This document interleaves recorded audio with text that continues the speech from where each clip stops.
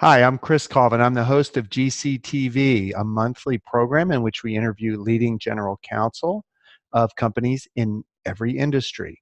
I'm also the founder of In the House, which is a community to empower general counsel and other in-house attorneys through education, thought leadership, and professional networking.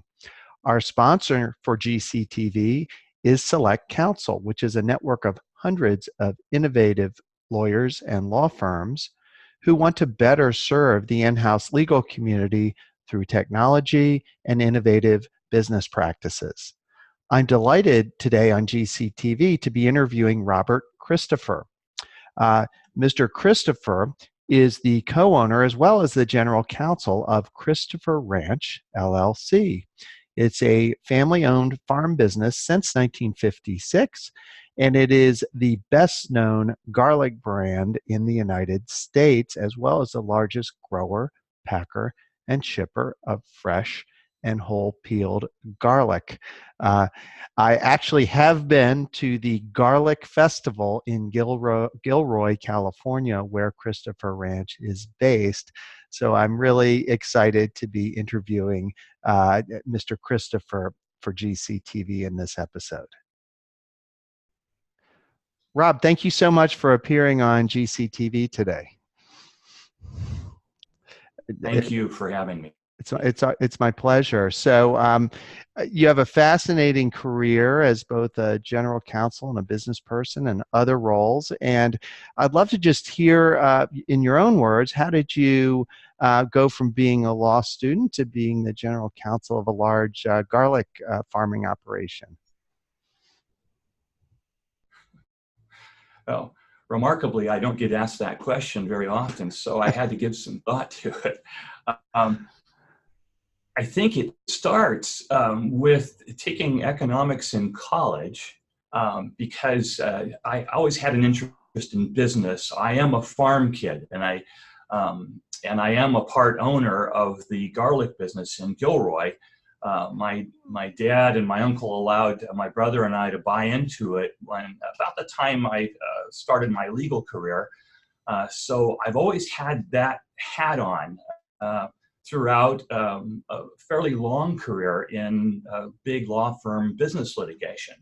So I come to the GC world, I would say, sort of in a long and unintended way, but I'm grateful to be here now for a number of reasons. I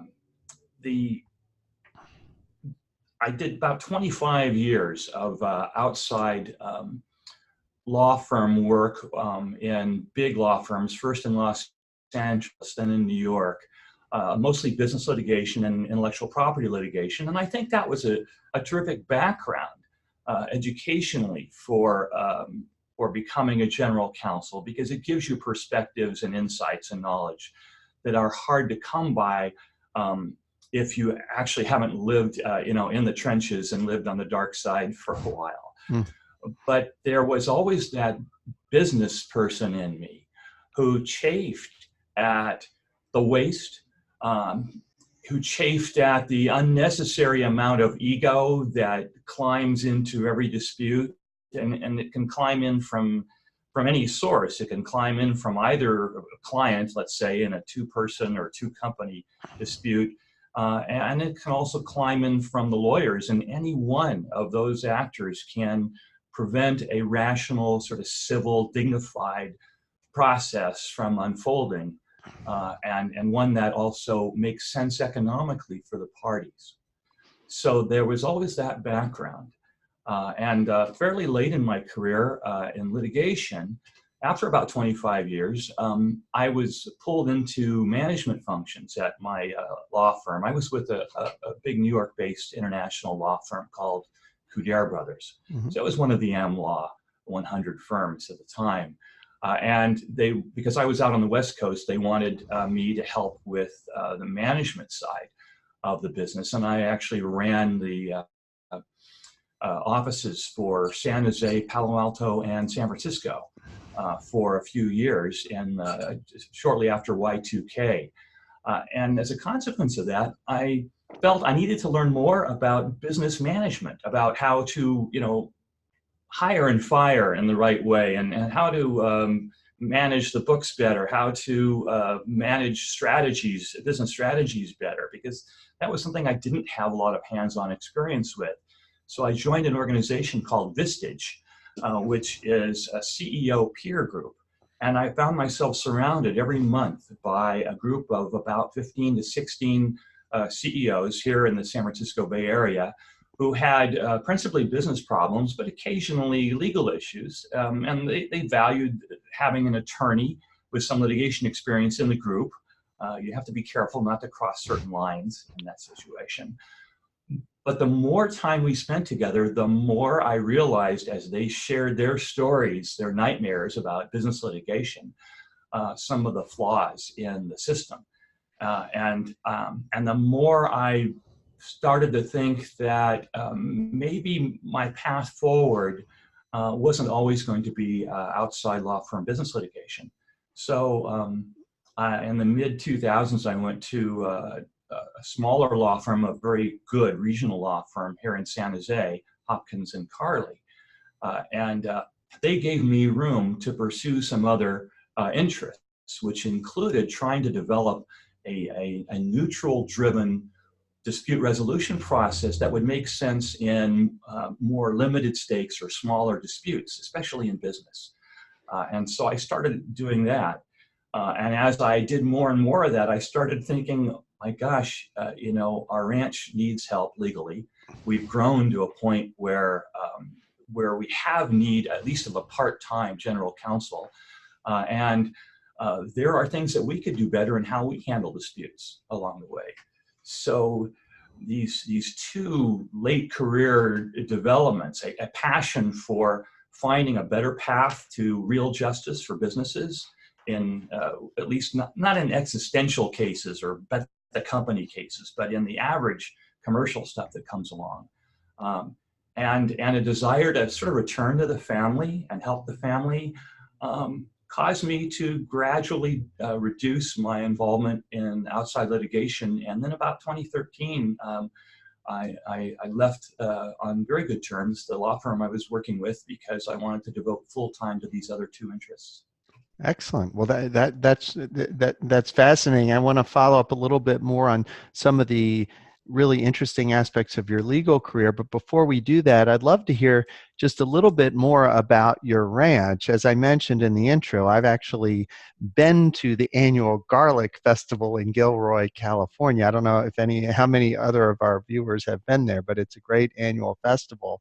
But I'd love to hear a little bit more about that industry and about your business, and also maybe, if you don't mind, share a little bit in the context of, I know that a lot of farmers have gone through a rough time in the last 15, 20 years, and I don't know if that's affected your industry at all, but I'd love to hear a little bit about just sort of the business as a business before we get back into sort of some of the aspects of your legal career.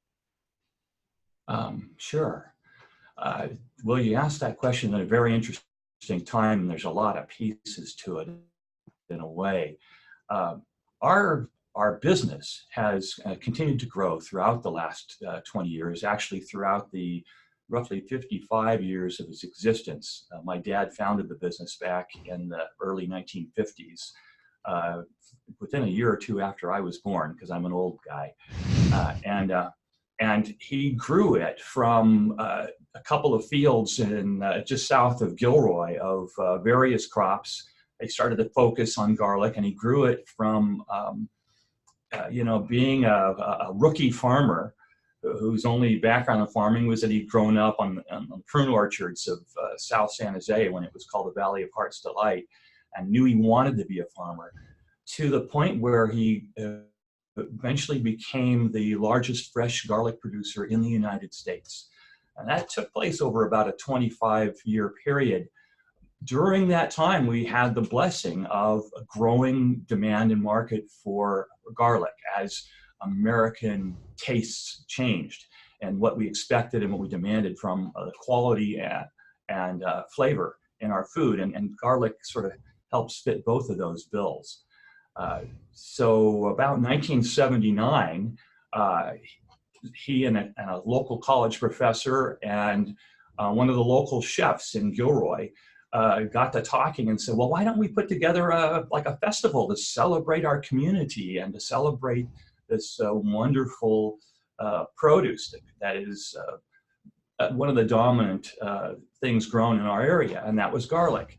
So they actually started the Garlic Festival, and I think I've attended virtually every one since 1979. I now work in the Garlic Festival every year because most of the work is for volunteer organizations, charities, nonprofits, and all of the funds that come into the festival, if they don't go to individual vendors, go to the local charities and nonprofits. So it really does great things, and it's pulled the community together in a way that I think few other festivals and ventures like that have been able to do. And still, it's going strong. We've had challenges along the way. The business in particular had major challenges in the 80s from the United Farm Workers as the laws of agricultural field organization changed. And for a period of time, there was a very strong regulatory bias that hurt farmers. And then later on, we had the invasion of the Chinese fresh garlic producers who were dumping garlic in the United States, much as Chinese producers in a number of other agricultural commodities have dumped so much produce at below real costs to produce because of the state support they have in China and to the United States and into Canada and places like that. A lot of markets like apples, garlic, and others have been negatively impacted and in some cases even ruined in the United States. So we fought that battle. In most recent years, the business has continued to grow. My dad has handed over the reins of the business to my younger brother, who's doing a terrific job. We both have sons in the business, so hopefully we'll make a transition to the third generation, knock on wood. But they're good young men, and they have a good work ethic. And so I'm very optimistic for us. That's kind of a nutshell summary of the path of the business, although I'd be happy to answer a more specific question. Well, it's very inspiring. It's so nice to hear about a thriving family business in the agricultural industry. So it's just a delight to hear your stories. For those I have a quick follow-up, a very practical one. For those of our viewers who may live around your area or visit, when is the Garlic Festival? And when, or maybe some people will even come and visit. I've been once in my life, but I would love to go again. So when should people, when should people arrive to enjoy it? Well, I love the opportunity for a free plug for the Garlic Festival. It's always the last weekend of July every year. Okay. It runs for 3 days, Friday through Sunday. And I recommend coming on Fridays. That's when all the locals go because it's a little less crowded. And it's always a little fresher, a little cooler. So I highly recommend that. And if you are able to come out and visit us again, I'd be happy to host you for the day. It'd be great. So, I would love to show you the insider's look at the festival. It would be great. I could combine that with a trip to wine country. Perfect. Garlic one day and wine the next. It sounds perfect. So that I will take you up on that one of these years when I have the time in my schedule. So let's flip back. That's great business background and fascinating to hear about. But let's flip back to your role as a GC. Big point. One of the main reasons for this program is for people that may aspire to being a general counsel someday and are sort of wondering, well, what is the GC role? And as I thought about starting this program, I'd ask a lot of people, just random friends, even lawyers, and do you know what a general counsel does? And most people, I have to say, even lawyers will say, well, I'm not really sure about the details, even though some of the people I spoke with had many clients who were general counsel. So let's talk a little bit about the job. So really, basically, if you could share with our audience, what's the best thing about being a general counsel, and maybe what are some of the more challenging and difficult things about being a general counsel? Okay. The best thing is that you have one client. So you have an opportunity to paint on a broader canvas in terms of helping your client. You're not just putting out fires after they've occurred. You get to engage in a lot of preventive maintenance, and so you're more proactive. You see the whole business, and maybe you intercept some things that otherwise would create troubles for the business before they do. And it helps in those cases to have some litigation background and know what kinds of things crop up, how they crop up, what they look and feel like to people other than the business you represent. And perhaps it helps us to deal better with them, either anticipating them or when we're in the middle of them too. Right. I love the analogy of to medicine, like preventative law, like preventative medicine, and doing the corporate equivalent of good nutrition and exercise to keep the company healthy, and to make sure that the employees are happy, the clients are happy, and that you're on you're covered from a regulatory and legal standpoint. I think it's a great view or perspective on what a great GC does.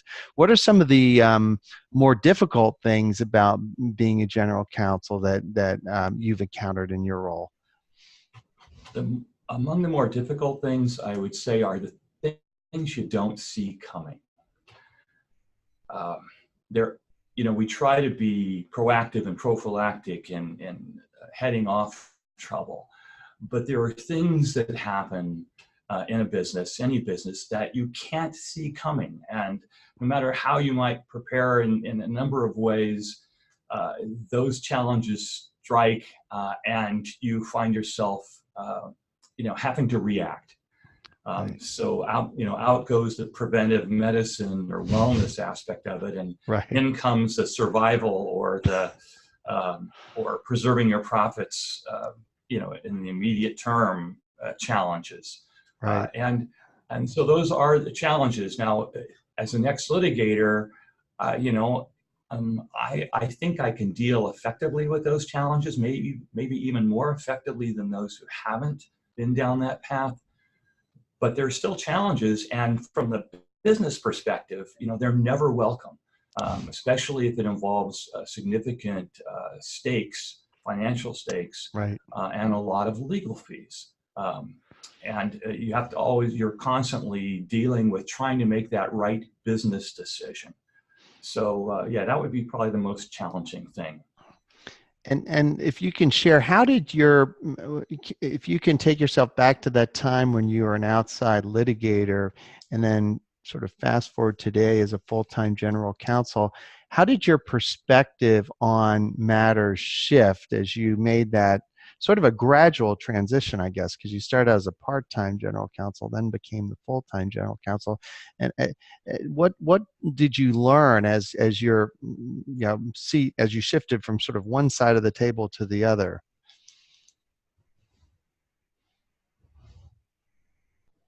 I think the challenges of being an outside litigator, the challenge there is that you have a certain set of tools that you've been prepared to use to deal with disputes, for example. And the more I moved into a business mindset about the law and dispute resolution, the more I started to realize that there are substantial hidden costs in every dispute resolution situation, and that more creativity is needed, more outside the box thinking, more outside of my training thinking, because there are options, there are alternatives, paths you can take, especially at the outset of a disagreement, that I think if I call the outside litigators, or as an outside litigator in the past, I'm thinking of a certain set of options. One of them perhaps is to settle if it's appropriate early on. but there are other paths besides having to, give in to extortion, having to walk away from valid claims, even if there is a risk of significant legal fees, because there are paths that don't involve those high legal fees. And the further I got into the GC realm, the more open I was to that, the more I was aware in every situation of whether there was a possibility of going that other route.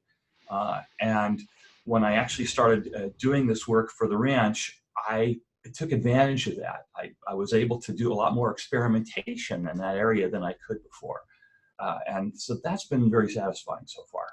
So that's a great point about injecting creativity into the dispute resolution process. So I want to ask you about what should the source of that creativity be? Should it come from the GC or the GC's deputy? Should it come from the outside firm, third parties?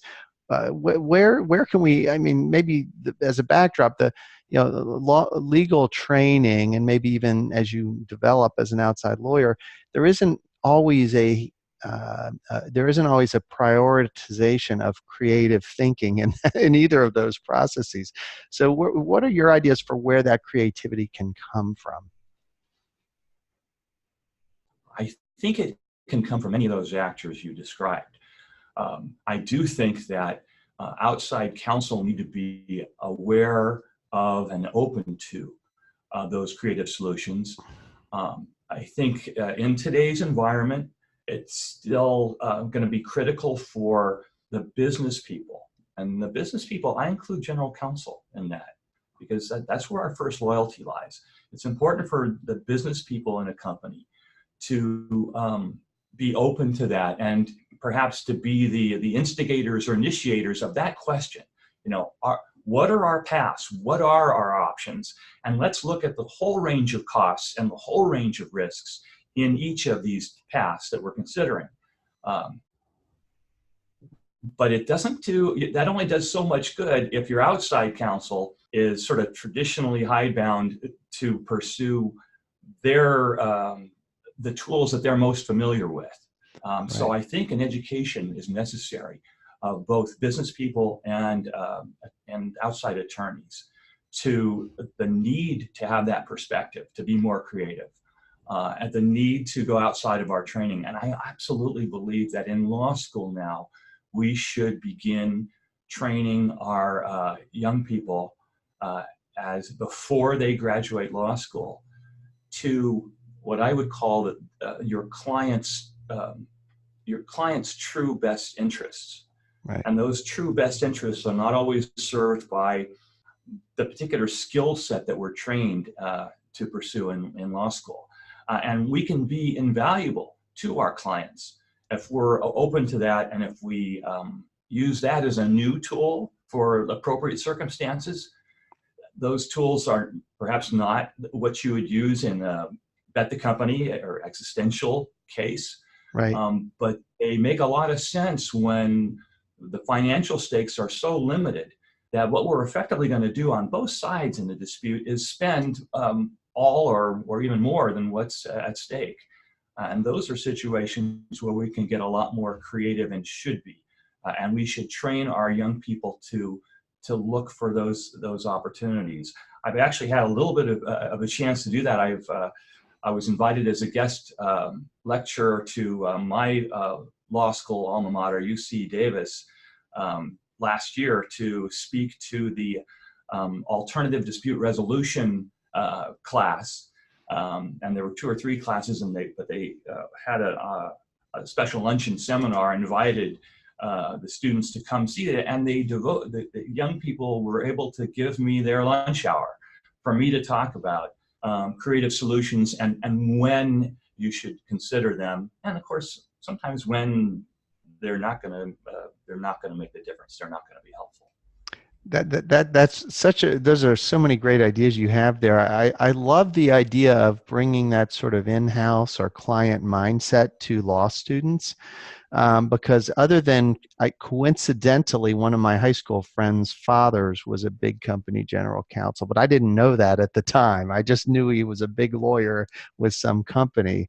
But I think many law students first of all, go through law school never meeting a general counsel, and then many people practice for 10 years without meeting a general counsel. So to have general Yep. counsel come back to law schools and say, here's what we do, here's why it matters, here's how you can serve the best interests of the client as a lawyer, so that there's a little bit of a preview of, well, maybe there's more than just the partner breathing down my neck to get this assignment done, and maybe there's a broader perspective we can bring. So I love that you do that kind of work, and I think the more law schools that embrace that kind of approach, the better. And by the way, I'd love to see law firms doing more of bringing general counsel to speak to the associates and things like that. I think there's a lot of learning we could do in that area. So yeah, keep up that good work.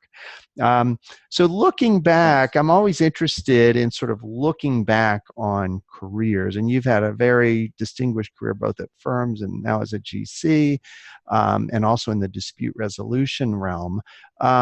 If you could Mm-hmm. jump in a time machine and meet the younger Rob Christopher as he graduated law school, what's some advice you might give that young man today?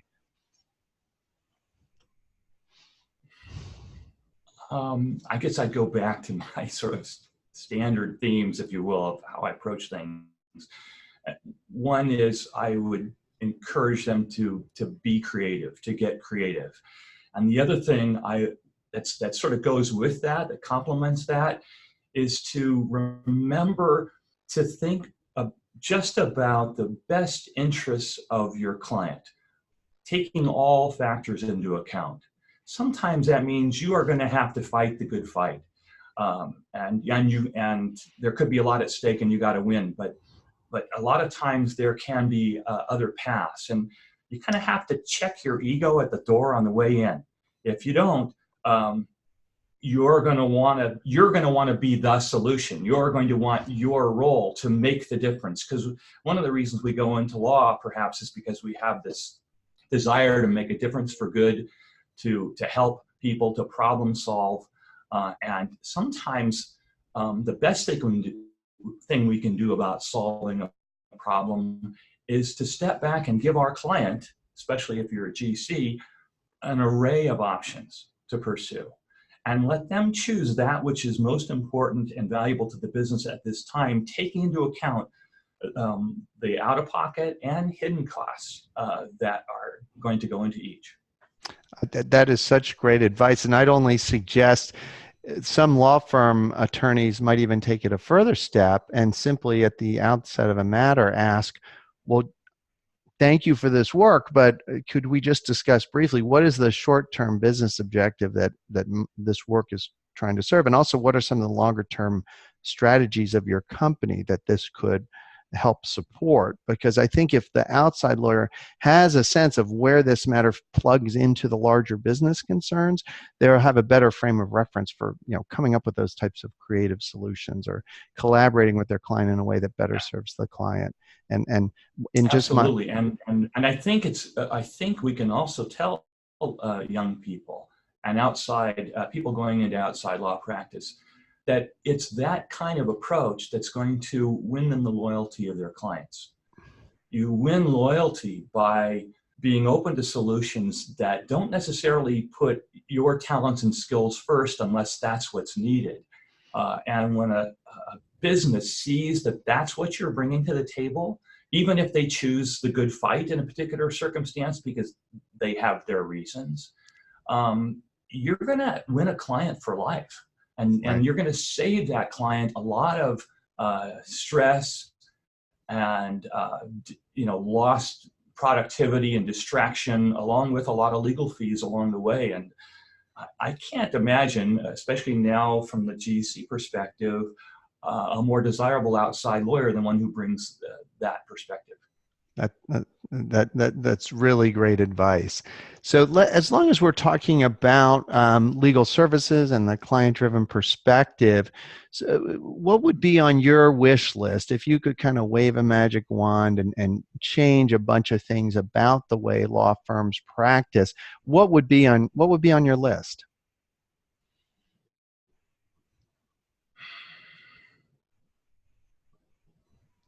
Well, about the way law firms practice.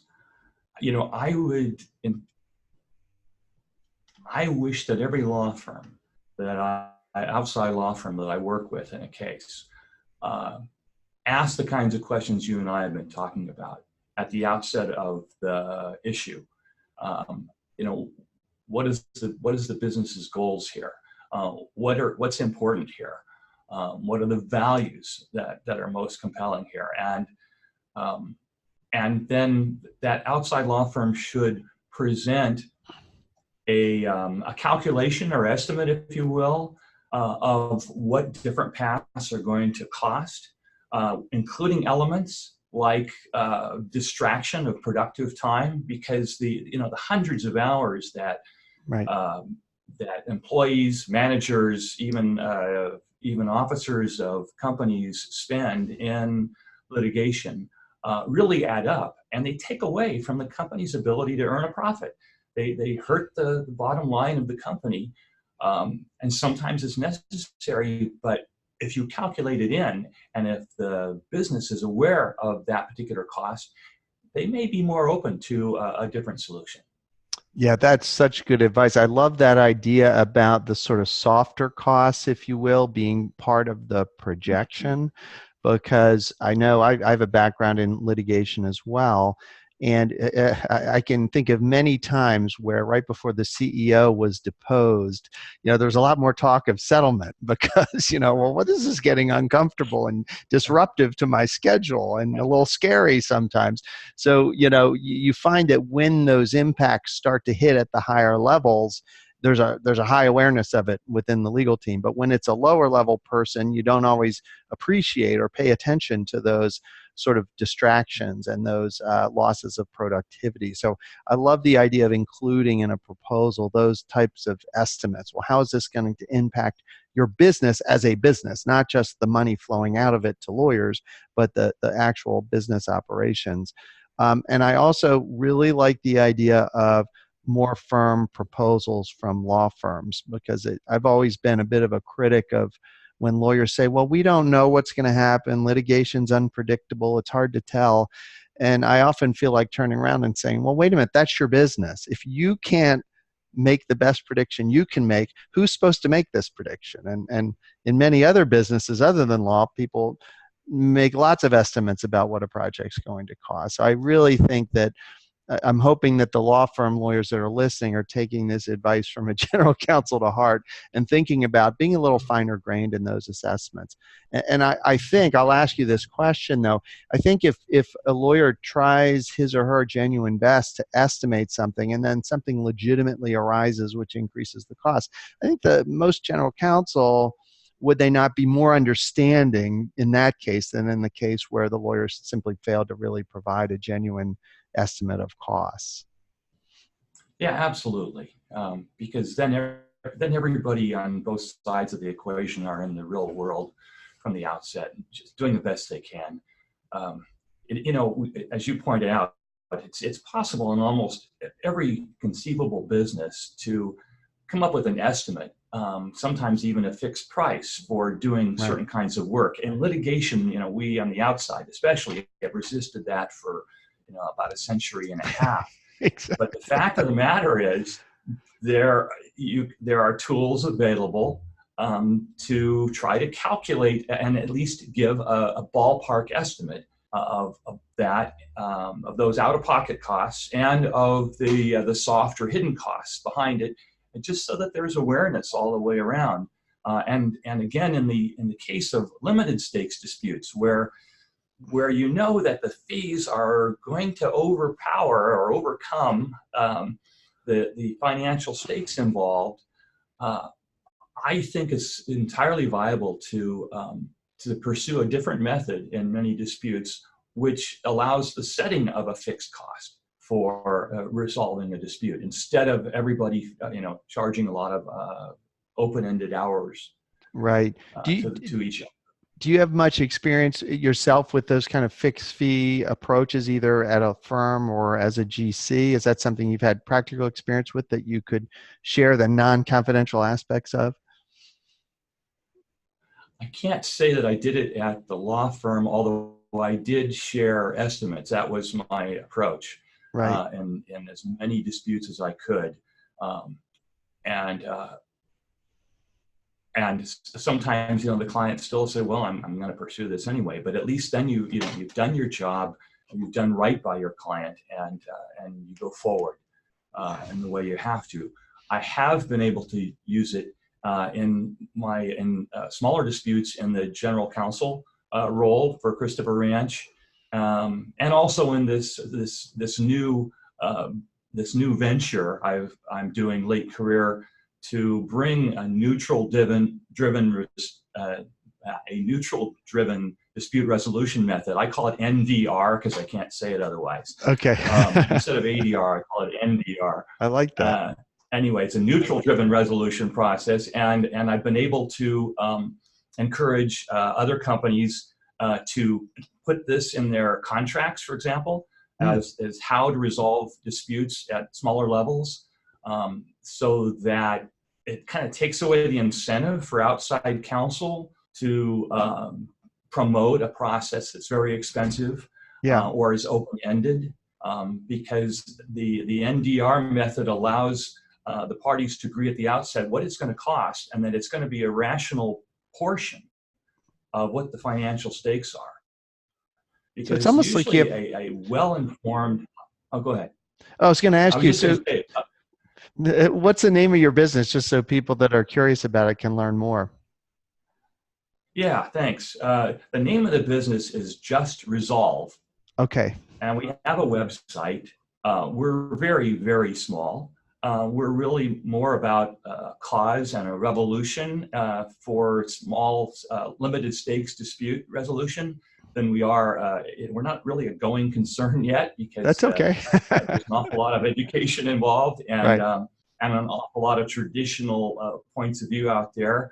But we have an online calculator that does what I was describing a little bit ago, and that is, you can plug in, anyone can go online, answer about roughly 14 questions about any kind of business dispute that's less than let's say less than $500,000 or less than $1 million in size, and the algorithm kicks out an estimate of what the litigation costs could well be, assuming a certain rate per hour for attorneys, and certain answers to other questions. So that's what Just Resolve is all about. We've sort of invented this method. It's not rocket science. It's more of we're swimming, upstream against the traditional practice of open-ended hour billing for smaller dispute resolution. Oh, well, thank you for sharing, and good luck with that venture. It sounds like a very worthy cause. I mean, it reminds me almost a little bit of having a neutral person viewing the dispute and trying to help you come to a rational resolution. Reminds me a bit of when courts appoint their own experts, so that in the battle of the experts who can give a neutral view on the evidence, it's almost a neutral view of the state of the litigation, if you will. And I love that concept. I think it's a really good one, and I think you're on the right right path. One other thing I wanted to answer in connection with your last question about what experience I've had with this in my roles at GC, I have found it to be a really great negotiating tool in a number of disputes, a very practical tool, because first, it involves handing off a dispute after, let's say, everybody's failed to settle it at the front end, handing off the dispute to a neutral to drive the investigation. That's what gives the parties control over how much it's going to cost. Right. And again, you're not going to use it in an existential case, but you can use it in a lot of common commercial cases. Right. And because it does that, I have found that in some early negotiations with opposing counsel, and we get to loggerheads, and it's a relatively modest amount of money, I will at some point say, okay, look, you can take my last offer, or I'm willing to let the chips fall where they may. Let's agree on an independent, neutral, acceptable to both of us, to drive an investigation, because this isn't rocket science. Somebody's right, somebody's wrong. and let's let that be the decision that binds us. And my ranch is willing to live with that outcome, because we are all better off taking that approach in this kind of situation. Right. And it's been taken up in one case in particular, and it worked out very well. And in the other couple of cases where I raised it, the other side took my original offer, because it's a way of testing sort of the legitimacy and credibility of the arguments that are being asserted against you. Yeah. And it's a form of offer of settlement. So I know this is getting in a bit granular, but No, I it's have found good. it really, really helpful. And so that's one of the reasons we promote it for use in contracts as well. Right. Not just at the point of a dispute when everybody's already angry and distrustful. Well, it's a great example of that kind of creativity that you mentioned, where you're looking for a third way between the litigation, trying the case, to settling. This is something that's in the middle and more creative. So my hat's off to you. So we have a few minutes left. I want to cover a few other topics just to get some more views on what you have on the industry, so that people don't think we're beating up on law firms. I'd love to hear about, how do you think that legal departments can do better? As we try to modernize the legal profession, what are some things that legal departments can change about the way they operate, the way they hire and recruit in-house lawyers, the way they engage with outside firms? What are some advice you give from the from that in-house perspective?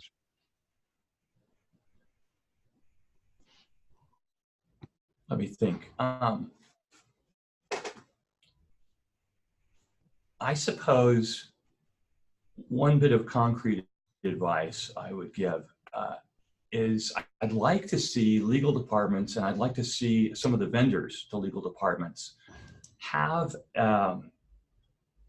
keep tight enough records of the disputes that they deal with to enable them, looking back on it, to see whether or not that was a good spend, that was a good outside counsel spend or not, relative to what was at stake, what they ended up paying, so that we have that kind of tool available. It's a real challenge in this, in trying to develop and promote a new way of resolving disputes, to not have good data. Right. From businesses or even from the legal profession about how much money we're spending in smaller cases where there's not enough at stake to justify the legal fees. And it happens almost every time. I saw it happen over and over in my career, and over in the careers of people I've interviewed and collected legal bills from, to try to piece this whole concept together. And I think if businesses and the legal support vendors could come up with tools like that, and we're getting close. I'm a member of the ACC, and when I attend their annual conference every year and other events during the course of the year, inevitably I'm seeing new vendors arising with ways of parsing data so that their businesses can understand their spend better. I'd like to see something really specific on that, so that all businesses can fully understand what it's costing them going forward, and share that with management, so that sometimes it's management that's in the way of progress. It's not always the outside lawyers. It's not always general counsel. It's sometimes it's management, because they have very sort of traditional ways of reacting to challenges. Yeah, and I think it's true that in many traditional legal departments, they're set up more, not necessarily by the general counsel, but by the upper management of the company as reaction centers, as opposed to investing in technology that might improve the way the in-house practice is handled. So it can be, I think, a tough sell sometimes for a GC to say, I want budget for this project to improve the way we analyze matters after the fact. But I think it's an excellent concept, and one that I hope is implemented, because it's sort of like Moneyball in sports, right? With like Yeah, there the you book go. Moneyball, you can look back at the statistics and see how people did, and well, was this baseball player worth what we paid that player given the statistics? And how can we recruit better players in the future? And I think a similar process ideally would be done in legal departments. So I think that's really interesting. I also wanted to That's a circle great back. example, Moneyball. Yeah, thank you. Well, yeah, I think we need more of that, more data-driven analytics within legal departments. And by the way, that's a long-term goal of In the House, is to start to collect through surveys and other methods that type of data about best practices for GCs and other in-house counsel. So that's where we have our eyes in future years. That's where we'd like to be, is helping develop that kind of data and really helping GCs practice more effectively in the various things they have to juggle each day. Well, But if I can help with that in any way, I'd be very, very happy to do so, because, yeah, getting together the right kinds of legal analytics that enable us as businesses to see better what things are costing could be huge. I'd love to have that conversation with you. So let's schedule that, and we'll start with a one-on-one conversation about the types of analytics we should develop. So thank you for that, offering your time to that project. I think it would be great. So let's circle back. One thing I wanted to mention, because at In the House we are part of what we do is GC to GC networking, and we're really trying to encourage what I call it the buy side of the legal service industry. I'm encouraging general counsel to connect with each other and help each other and develop these kind of best practices we've been discussing. I wanted to ask you a little bit, especially because you mentioned the CEO networking that you've done through Vistage and how valuable that was. Do you have any suggestions for general counsel and other in-house counsel that want to network effectively with their peers? How do they find time in their busy days to develop an effective approach to connecting with their peers, sharing best practices, and doing all the types of things we've been discussing? Well, I don't know the answer to that. What I do is I am a member of the Association of Corporate Counsel, and which has monthly publications. It has at least quarterly, seminars, annual conventions where you get a chance to talk with other GCs about the issues they have. I like to go to the MCLE, continuing legal education seminars. Again, that's an opportunity to, you hear somebody ask a question, or you see a presenter, and then you can ask them questions and network with them in that way. The CEO peer network, there are a couple of them. Vistage is probably one of the preeminent and most active ones, and most structured. There are other organizations like the Young Presidents Association and the like, where I would think it would make sense, where appropriate, for GCs to get involved with these other business people. Of course, sometimes it could be a little frightening, because you might see practices at another business that you wish your business pursued, Right. but it's not real world at the present time. But nevertheless, most businesses today are looking for intelligent paths forward in all areas, and are likely to be open to something like that. So again, this goes along with my feeling that we need to be creative. And Right. being creative in how we network and where we network is probably a very good idea. Excellent. Well, we're at the top of the hour. I could talk to you all day, because you've had such an interesting career. You have lots of great advice for other GCs and for would-be GCs and for outside lawyers who want to better serve their clients. But at this stage, I'll just ask if you have any other comments, anything else you'd like to share with our audience at GCtv? Just one other thing, I was one of the questions you suggested you might be asking is like, what's your best piece of career advice you've ever gotten? I thought that was kind of an interesting question. And so I thought back long and hard, and it's true whether you're a GC or whether you're an outside attorney, I think in some ways. That piece of advice was to tell a credible story that, and take a credible position that you can communicate with passion, because passion does persuade, and it can persuade management just as it persuades a jury or even an opposing counsel. And I think too often I have seen lawyers both in and outside of the dispute resolution area take a position that's just not credible. Right. And it's a showstopper right from the beginning.